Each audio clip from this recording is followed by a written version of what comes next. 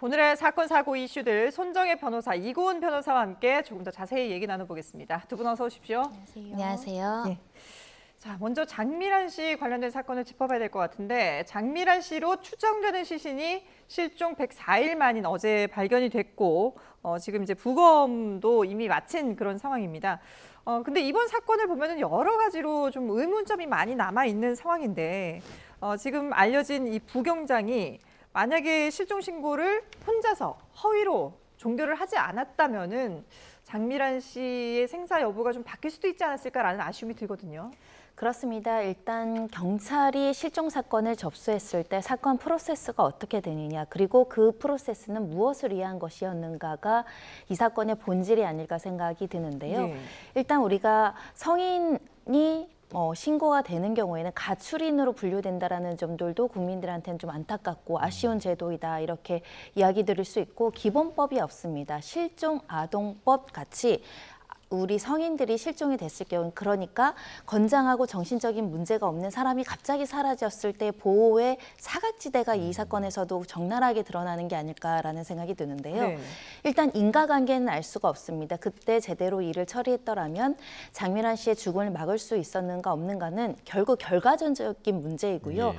나쁜 결과가 초래될 거라고 생각하더라도 100분의 1의 가능성으로 사람을 살릴 수 있는 조치가 필요했다라고 한다면 필요한 조치를 하는 것이 국가의 의무입니다. 네. 실종아동법 그리고 관련된 경찰청 예규에는 뭐라고 규정되어 있냐면 이 가출인과 관련해서도 신속한 발견을 목적으로 한다라고 했습니다. 이 사건이 신속하게 진행이 됐나요?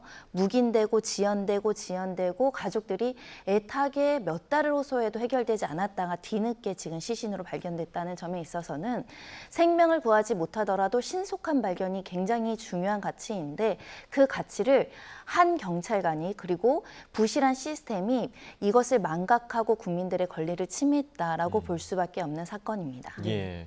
자, 어제 시신이 발견됐던 그 상황을 보자면 이 시신이 아무래도 시간이 좀 많이 지났기 때문에 부패가 상당히 많이 진행이 돼서 딱 한눈에 누구인지는 구별은 안 되지만 다만 주변에 있던 그런 유류품들이 함께 수습이 됐기 때문에 지금 장미란 씨로 추정을 하고 있는 상황이란 말이죠. 저희가 이제 CCTV 보여드렸을 때 장미란 씨가 휴대폰 들고 있는 장면을 많이 보여드렸는데, 그러면 이 휴대폰을 통해서도 포렌식을 통해서 좀 유의미한 정보가 나올 거라고 좀 보십니까?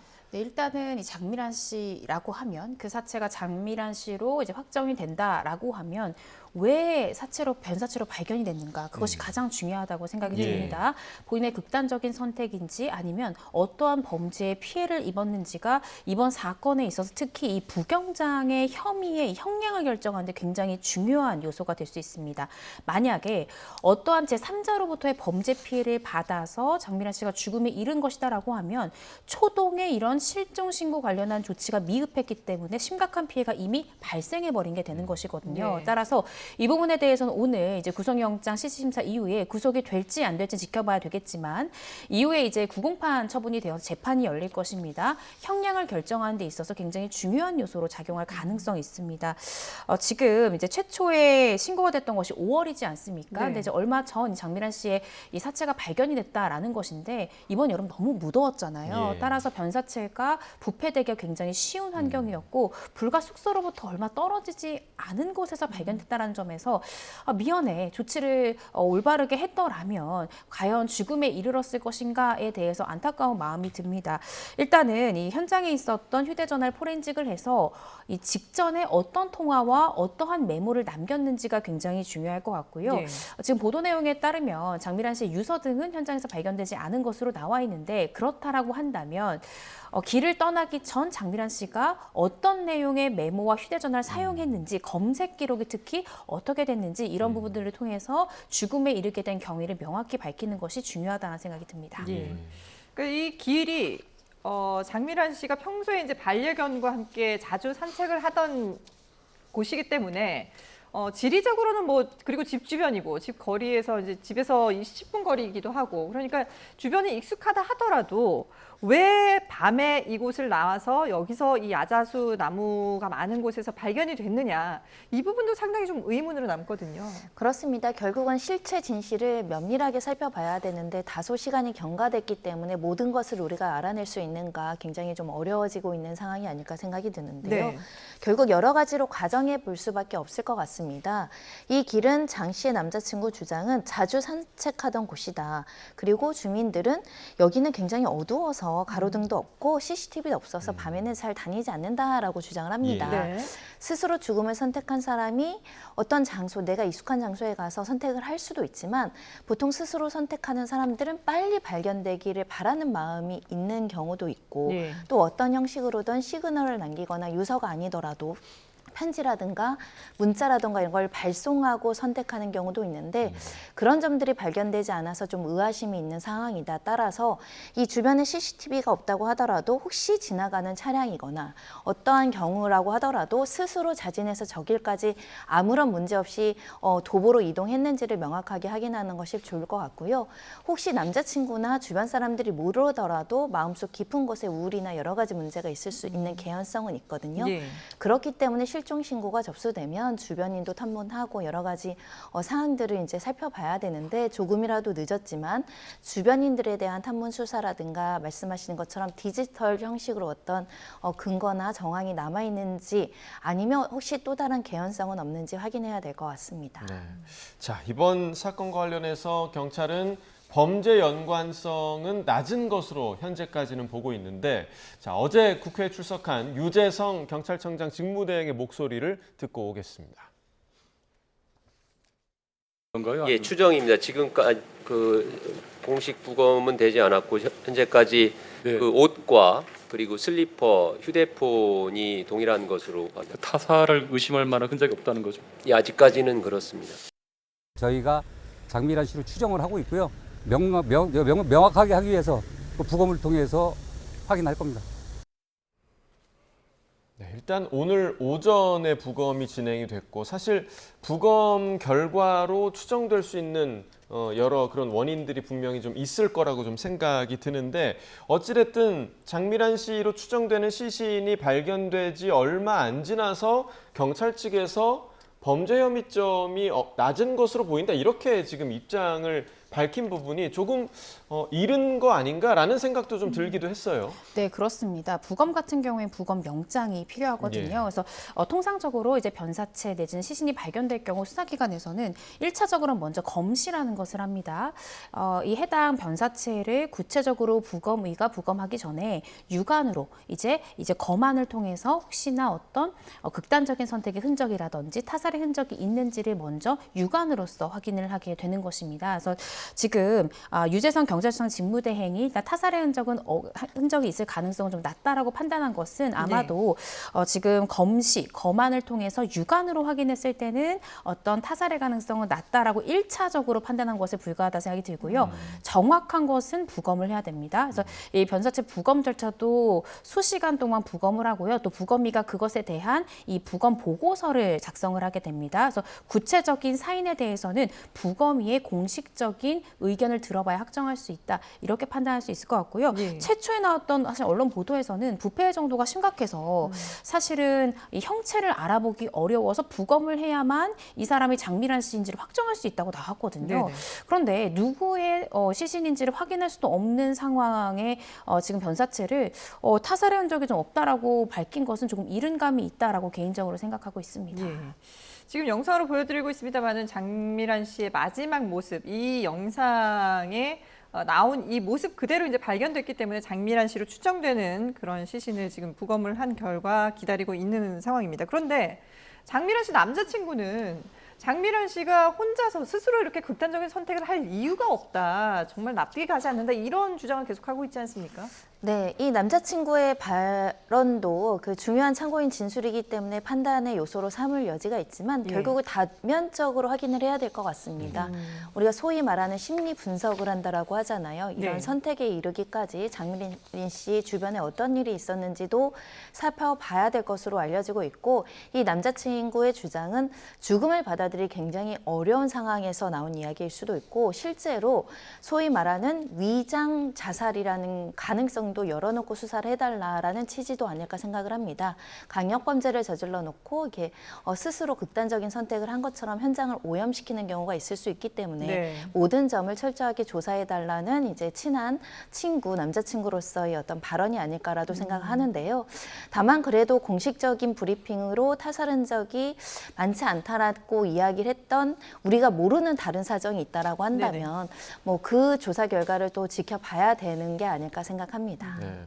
앞서서 그 이곤 변호사께서 부검이 이루어지는 그런 과정들 설명을 해주셨는데 오늘 이제 오전 11시에 마무리됐다라는 소식이 들렸는데 그러면 그 부검의 결과를 언제쯤 이렇게 공개를 할 수 있을까요? 어떻게 좀 보세요? 네, 일단은 이제 부검이 마치고 난 후에는요, 통상적으로는 수사기관에서, 그러니까 뭐 경찰이라고 하면 경찰이 담당 부검이와 면담을 진행을 합니다. 그래서 예. 보고서 작성 전에 부검이가 부검을 했을 때의 개인적 소견이라든지 아니면 이제 부검 보고서 같은 경우에 사인에 대해서 모호하고 추상적으로 쓰거든요. 그런데 수사기관에서는 구체적으로 부검이의 소견이 궁금한 질의사항이 있을 수 있습니다. 예. 그러면 면담을 통해서 특히 중요 사건 같은 경우에는 예를 들어 어떤 타살의 흔적이 있다고 하면 그 둔기의 크기나 길이가 어떻게 지금 파악을 하고 있는지 그리고 몸에 특이점이 없었는지를 이 보고서에서는 파악하기 어려운 디테일한 지문에 대해서 부검이와 면담을 거치는데요.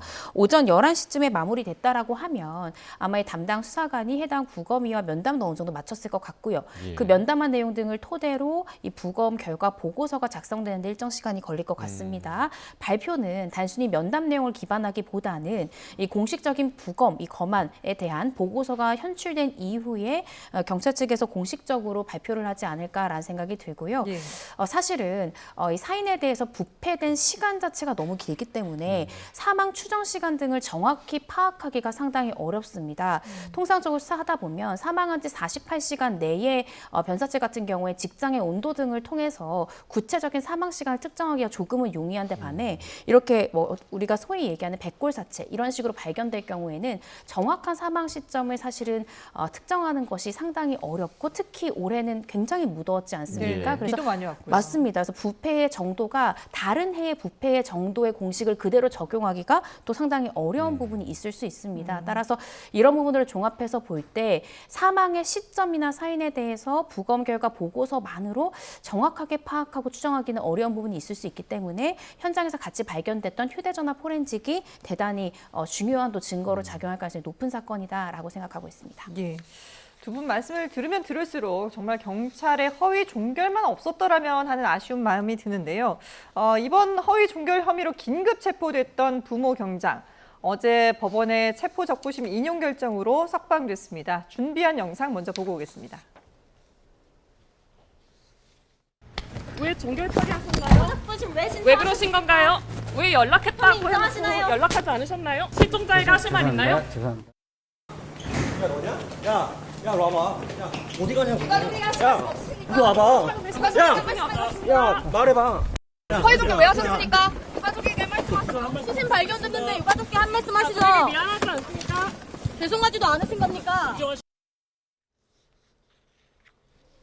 네, 부경장이 실종자 사건 종결 처리한 또 다른 사건이었죠. 60대 남성의 유족들이 절규를 하면서 저렇게 이제 부경장의 멱살을 잡는 그런 모습도 보여드렸는데, 글쎄요, 이게 지금 뭐 유가족들의 입장에서는 부경장이 실수라고 주장은 하고 있지만 사실 이거는 내 가족의 일이라고 생각하면은 정말 용납할 수 없는 일인 거잖아요. 그렇습니다. 사실 신고가 들어갔을 때 재빨리 대처했더라면 예를 들어 뭐 극단적인 선택인지 아니면 타살인지라는 사인조차도 명확하게 규명할 수 있을 것이고 유족 입장에서는 예를 들어 타살이라 한다면 지금은 CCTV가 모두 사라졌는데 네. 어떻게 잡을 것인가라는 점에서 통탄할 만한 그런 상황이다라는 생각이 듭니다. 그래서 이 부분에 대해서 유족 측에서는 당연히 이제 체포 적부심 부분에 있어서 부적법하다. 라고 법원이 판단을 내린 부분에 대해서 받아들이기가 개인적으로 굉장히 힘들다라는 생각이 드는데요. 네. 근데 법리적으로만 보면 저도 애초에 이 부모 경장에 대해서 긴급 체포를 했다라는 보도가 나왔을 때 이게 긴급 체포의 요건을 과연 만족시키는 것인가? 왜냐하면 체포나 구속이라는 것은 사람의 신병을 가두는 것이기 때문에 영장주의 원칙에 따라서 법원이 적법하게 발부한 사전 영장에 의해서 체포하거나 구속하는 것이 원칙입니다. 네. 그런데 이 피의자가 소재가 불명하다든지 지금 당장 잡지 않으면 이 사람이 도망할 가능성이 상당히 높다라든지라는 긴급성이라는 요건이 예외적으로 있는 경우에만 허용이 되는 것인데 부모 경장은 공무원이고요. 또 경찰의 이런 조사나 수사에 있어서 자진해서 출석한 부분들이 있기 때문에 예. 긴급성의 요소가 결여했다. 그러니까 긴급성의 요소가 갖춰지지 않았기 때문에 지금 법원에서는 체포는 부적법하다라는 취지로 석방을 했던 것입니다. 예. 근데 지금 한 가지 좀 확인이 필요한 부분은 22일에 이제 체포가 되었던 것이고 긴급 체포가 됐던 것이고 24일에 구속영장 청구가 돼서 오늘 영장 실질 심사인 것인데요. 이 체포 후에 이제 사후영장의 형태로 구속영장을 청구했을 가능성도 있고 네. 이후에 사전영장으로 돌려서 왜냐하면 석방 이후에는 사후영장이 아니라 아예 형식 자체가 다른 사전영장으로 들어가야 되거든요. 그리고 이럴 때는 이 구속영장 재청구의 취지까지도 명확히 기재하지 않으면 사실상 이 영장의 형식적 요건을 결했을 때 그것을 이유로 기각될 수도 있기 때문에 그런 부분들에 대한 확인은 좀 필요한 것 같습니다. 근데 현재로서는 지금 구속영장 청구가 됐고 실질 심사를 통해서 이제 구속 사유가 있는지를 법원이 살필 것 같습니다. 예. 말씀하신 영장 실질 심사가 잠시 뒤 2시 반부터 진행될 예정인데 이 사건과 관련된 허위 종결 경찰관인 부모 경장 영장 실질 심사를 위해서 출석했다라는 속보가 들어왔습니다. 네, 잠시 후에 2시 30분부터 제주지법에서 구속 전 피의자 신문이 열리고요. 그리고 부경장의 직무유기, 공전자 기록 위작 혐의를 적용을 했다라는 소식이 조금 전에 들어왔습니다. 어찌됐든 사실 어제 그 체포적 부심에 대한 법원의 판단, 뭐 많은 분들은 의외다라고 생각할 수도 있었지만 법리적으로 봤을 때는 맞다라는 생각도 좀 드는데 그러면 경찰에서는 애초에 왜 이 긴급 체포 요건을 생각을 안 하고 부경장을 긴급 체포를 했을까? 이 부분도 좀 의문이거든요. 네, 그래서 경찰이 경찰을 체포하는데 관련 법리를 또 부실하게 해석을 한 것인가라고 또 지적이 있는 예. 상황입니다. 예. 어제 속보가 나왔을 때는 이 부경장이 도망가는 상황에서 긴급 체포를 했다라고 한다면 그 체포의 적법성은 충분히 인정이 되거든요. 그래서 네. 도망가는 정황에 대해서 충분히 고려가 돼서 긴급 체포로 갔겠거니라고 생각했는데 또 보도를 통해서 확인했더니 그 다음날 보니까 이미 본인이 소환 대상인 걸 알고 조사 일정에도 참석하겠다는 의사를 밝혔다라고 합니다. 그런 긴급 체포가 아니라 이 체포영장을 받아야 됨에도 불구하고 안이하게 판단한 것이 아닌가라는 생각이 들고요.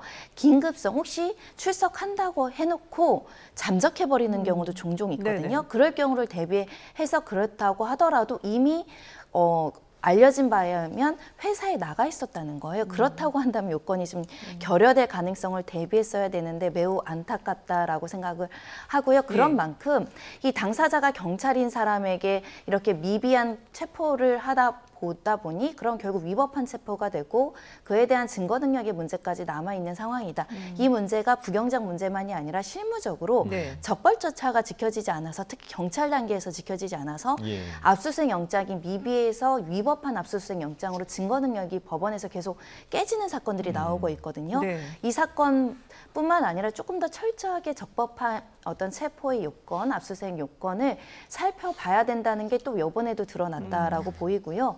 이미 체포 적부심으로 석방됐던 사람이니까 훨씬 더 엄격하게 보거나 또 재구속이 제한되는 일정한 요건들이 있습니다. 결국은 증거인멸 가능성이 굉장히 높게 평가가 돼야 구속영장이 발부까지 될 것으로 보여서 이렇게 경찰 단계에서 신속성만 신속한 사건은 신속하게 하지 않고 그다지 하루 이틀 있다가 영장 받아서 해도 되는 사건인데 무리하게 신속해서 또 이 석방되는 상황을 국민들이 목도하고 있다. 경찰이 긴장해야 될 필요성이 있는 것 같습니다. 예.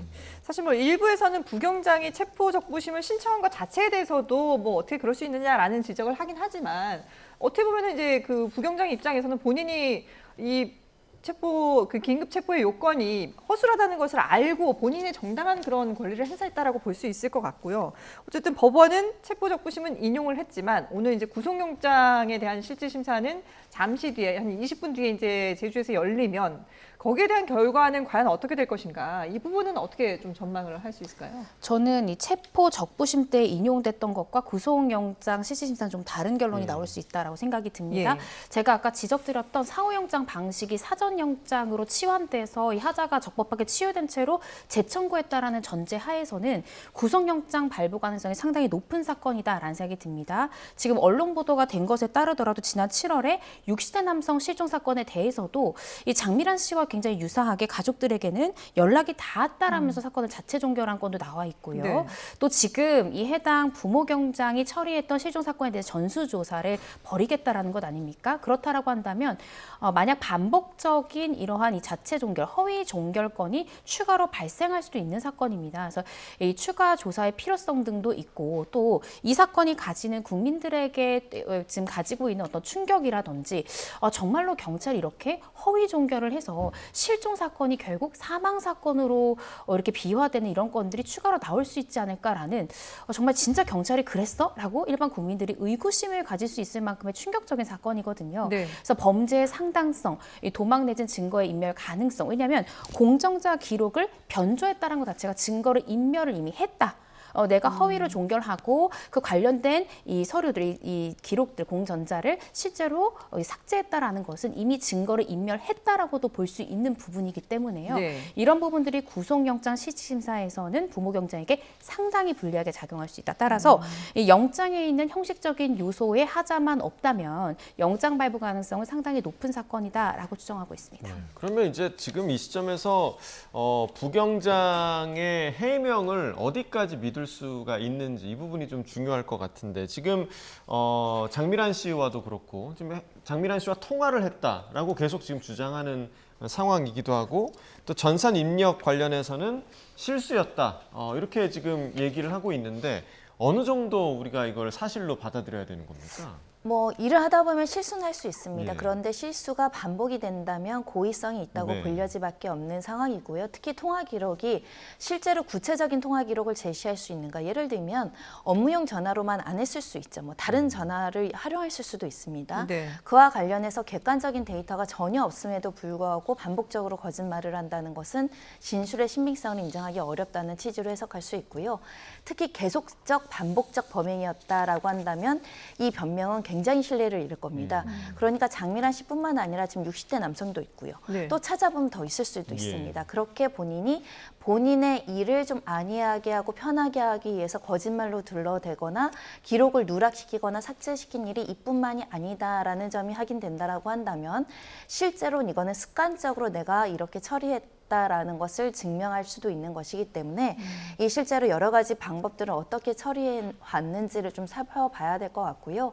현재 경찰 관계자가 왜 이런 방식으로 사건을 처리했는지 이해할 수 없다 이렇게 주장을 하고 있습니다. 네네. 그러니까 보통의 범죄라는 것은 나에게 이익이 돼야 되잖아요. 뭐 돈이 된다거나 이런 게 있어야 되는데 이 사람 같은 경우는 실종 사건을 전담하고 임의적으로 재량적으로 처리를 하면서 이렇게도 해도 좋을 동기가 존재해야 되지 않겠습니까? 두 동기에 대해서 프로파일러를 투입해서 지금 진술을 분석하고 동기를 추적하겠다라고 하는 상황이고요. 예. 이 과거에도 이런 일이 있었는지 좀 추적해 볼 필요가 있습니다. 이 사람이 이랬다면 과거에도 이럴 수 있는데요. 예. 사건 판례를 하나 찾아보니까 2021년경 제주지방법원에서 제주경찰서에서 있었던 사건인데 이 사건도 똑같이 이 가족들이 실종 신고를 했는데 그 다음에 변사체가 발견됐고 그 사람이 가족이었는데 이 변사체 관련한 제대로 된 처리를 하지 않아서 가족들이 14년 만에 그 변사체를 인계받는 일이 있어가지고 예. 손해배상 청구를 했으나 결국 소멸시효 때문에 패소한 사건이 있었거든요. 예. 그러니까 이것만이 아니라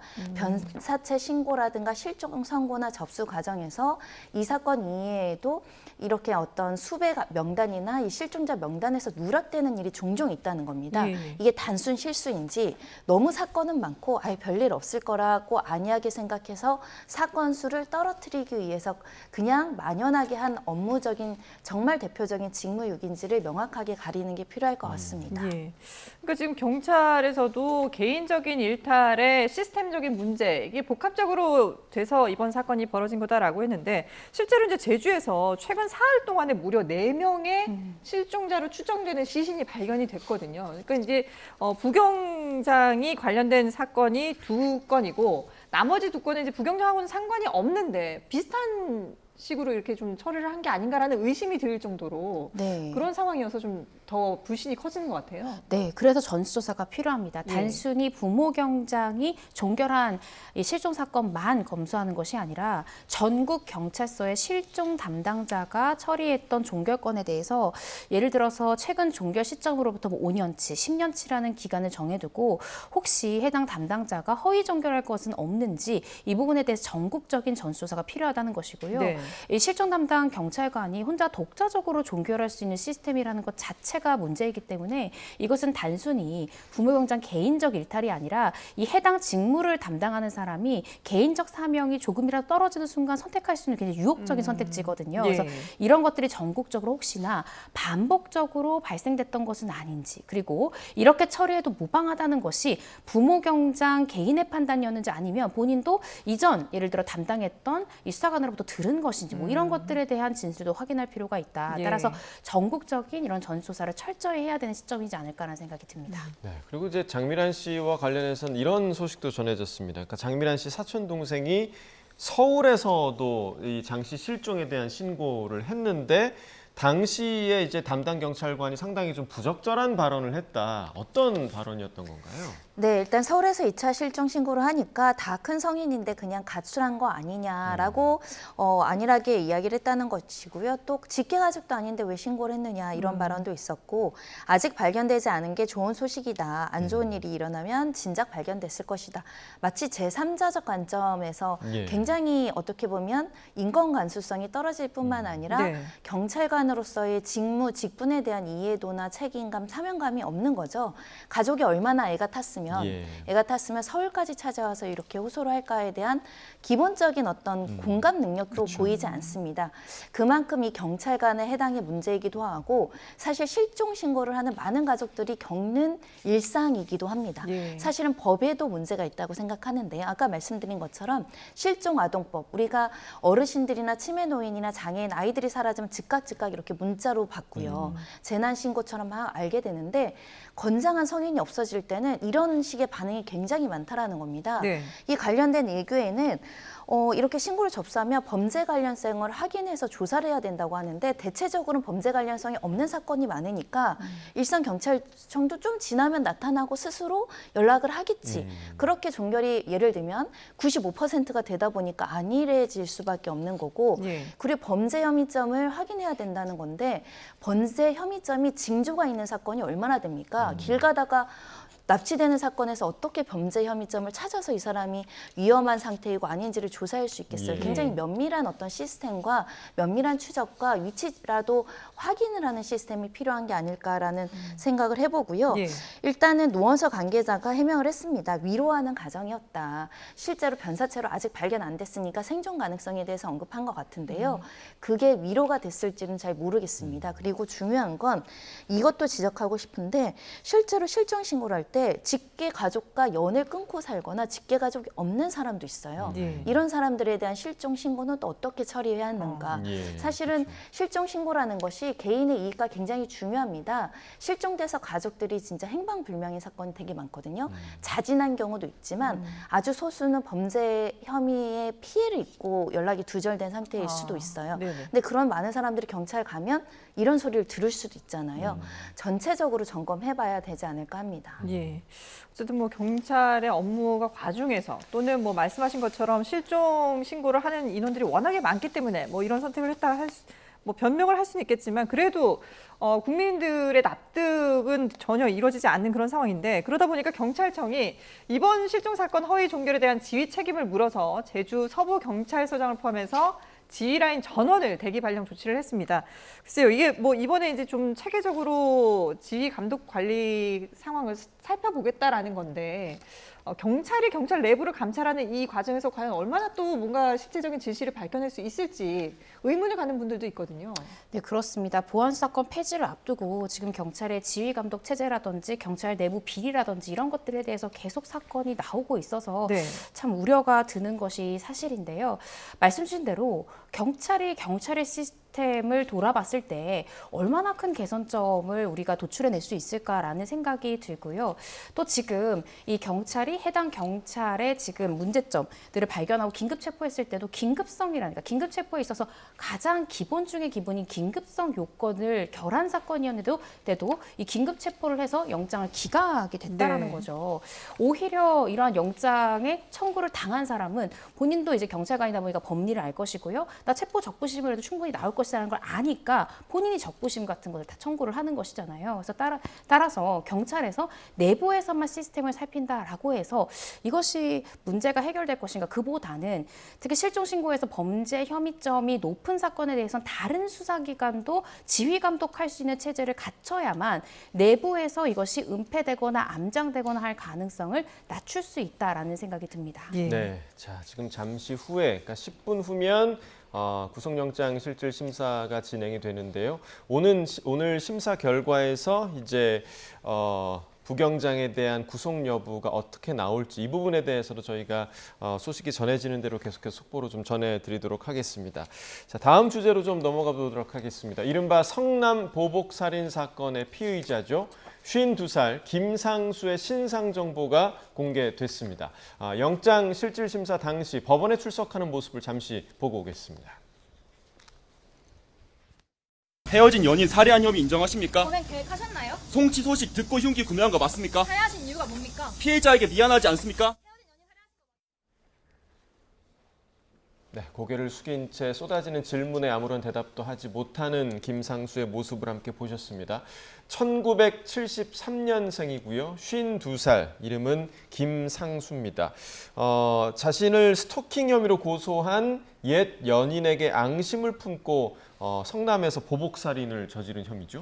그렇습니다. 7월 5일 새벽 3시에 본인과 교제했다 헤어진 연인을 상대로 보복적 목적으로 살인했다라는 혐의로 이제 지금 재판을 받고 신상정보 공개 심의를 개최해서 공개 의결이 됐고요. 공개 의결에 대해서도 이의 신청해서 다소 늦게 며칠 뒤에 이렇게 공개가 됐습니다. 지금 보시는 것처럼 최근 일자에 찍은 머그샷이 공개됐다라고 볼 수 있는데요. 네. 이렇게 피해자가 스토킹 신고를 통해서 보호해달라, 도와달라, 이 사람을 제재해달라라고 했음에도 불구하고 오히려 경찰이 스토킹 혐의에 대해서 유죄 의견으로 검찰에 송치하자 그것에 대해서 불만을 품고 의도적으로 계획적으로 흉기를 구매해서 이렇게 살해에 이른 사건인데요. 재질도 굉장히 좋지 않을 뿐만 아니라 철저하게 계획한 흔적이 있음에도 불구하고 현재 우발적 범행이다. 이런 주장을 이어가고 있는 사건입니다. 예, 말씀하신 것처럼 우발적 범행을 계속 반복해서 주장을 하고 있는데 그러면서도 형량 낮추는 법을 검색을 했다 하더라고요. 네, 그렇습니다. 정말 충격적이다는 생각이 드는데요. 지금 해당 피의자 같은 경우에는 범행 직후에도 스스로 자해를 하는 바람에 한 달 넘게 입원 치료를 받았고요. 그 과정에서 태블릿 PC 등을 이용해서 이 형량 낮추는 법을 미리 검색해 본 것으로 경찰 조사 결과 밝혀졌습니다. 네. 본인은 우발 범행이다라고 주장하지만 흉기를 미리 준비했다라는 것, 심지어 형량 낮추는 법을 본인이 검색했다라는 점, 또 심지어 이 범행 동기가 의도적이다라고 볼 수밖에 없는 것이 아까 손 변호사님께서 말씀해 주셨듯이 자신의 연인으로부터 고소당한 사건이 처벌받게 되자 문자 메시지로 송치라는 문자 메시지를 받자 이 새벽에 이 범행을 단행했다라는 점에서 범행 동기가 꽤나 명확하게 규명되는 계획적인 범행이다라는 것을 알 수 있는 것이고요. 네. 이런 부분들 때문에 범행의 중대성이라든지 여러 가지를 검토를 해서 신상 정보가 공개된 사건이다라는 생각이 들고요. 본인이 계속해서 우발 범행이다라고 주장한다 한들 지금 나오고 있는 증거들이 모두 계획 범죄다, 보복 범죄다라는 것을 가리키는 물증들이 나오기 때문에 재판에서 계속 이러한 주장을 이어가는 것이 피의자 내지는 피고인에게 상당히 불리할 것이다라는 예상이 듭니다. 네, 그러면 이제 구체적인 그런 물증 같은 게 어떤 것들이 좀 있을까요? 있을까요? 이게 계획 범죄라는 걸 증명할 만한. 네, 범행에 쓰이는 도구죠. 이 흉기를 본인이 어떻게 구매했는지, 특히 그 구매한 내역과 시기, 그리고 범행 사이의 날짜, 이 간격 이런 것들이 굉장히 불리하게 작용할 가능성이 있고요.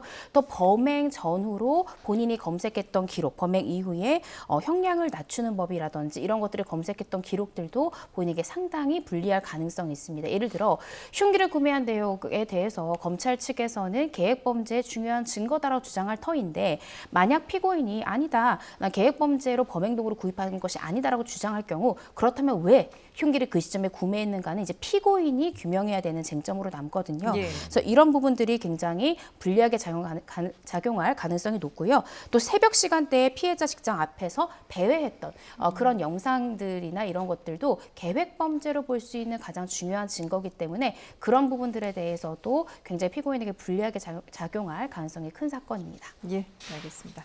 자, 오늘 준비한 마지막 사건으로 넘어가겠습니다. 아동 성매매 혐의를 받는 최영중 전 청주시 의원이 구속 상태로 재판에 넘겨져 있는데요. 추가 피해자가 더 확인됐습니다. 영상 보고 오겠습니다. 수사 중인 거 알고서도 공천 받으신 건가요? 미성년자인 거 알고 범행하신 건가요? 생활고 입고 왔다는데 알고 계신가요? 혐의 어느 정도 인정하시나요?